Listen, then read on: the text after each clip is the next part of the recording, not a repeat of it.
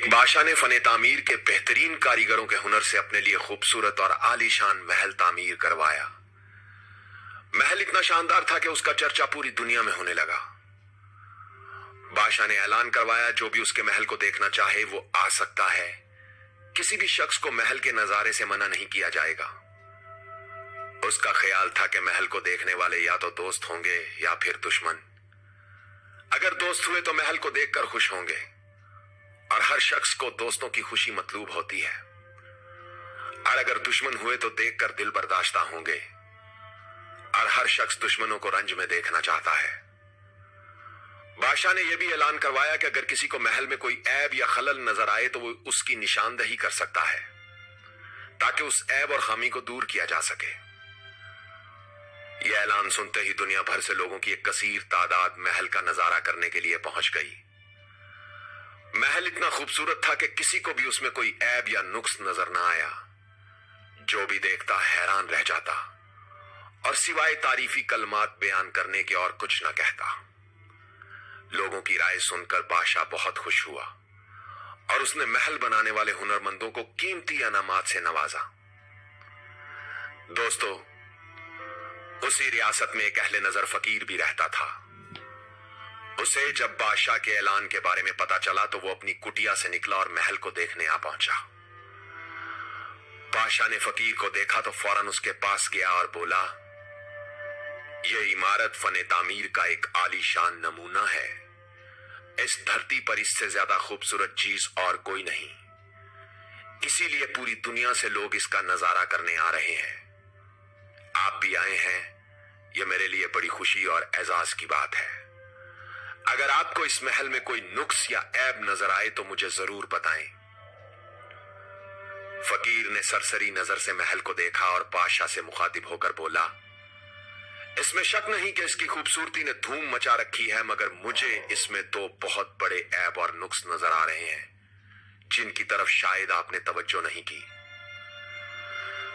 बादशाह ने हैरत से फकीर की तरफ देखा और बोला, बाबा, अब तक हजारों की तादाद में लोग इस महल को देखने आए, मगर किसी को इसमें कोई नुक्स या ऐब नजर नहीं आया। मैं जानना चाहता हूं कि आपको इसमें कौन से दो ऐब और नुक्स नजर आ रहे हैं। मैं अभी उनकी दुरुस्तगी का सामान कर दूंगा।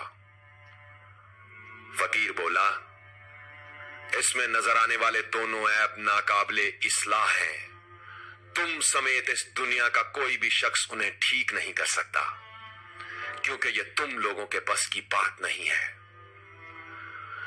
बादशाह ने यह सुना तो बुलंद आवाज में बोला, मैं जानना चाहता हूं कि आपको इसमें कौन से दो ऐब नजर आ रहे हैं जिनको कोई दुरुस्त भी नहीं कर सकता।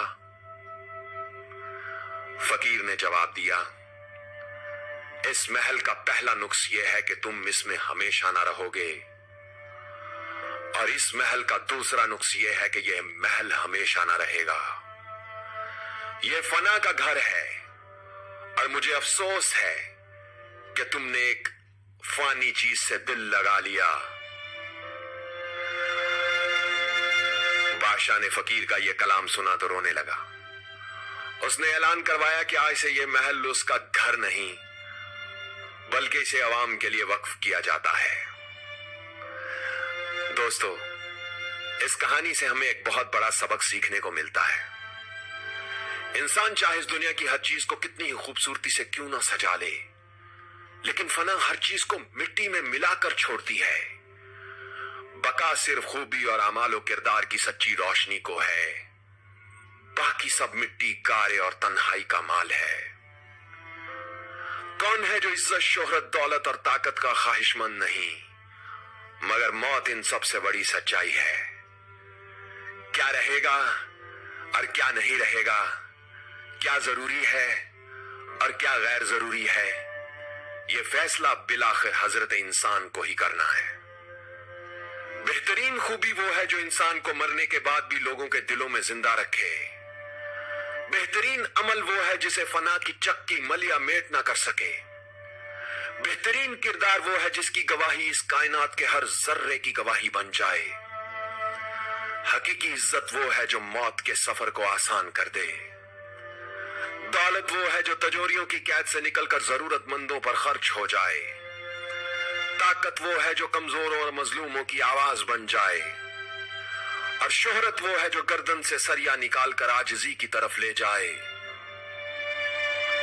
آواز اور تصویر کی دنیا کے دوستو، اس کہانی نے اگر آپ کے دل پر دستک دی ہے تو اسے شیئر کر کے اس دستک کا جواب دیں۔ ویڈیو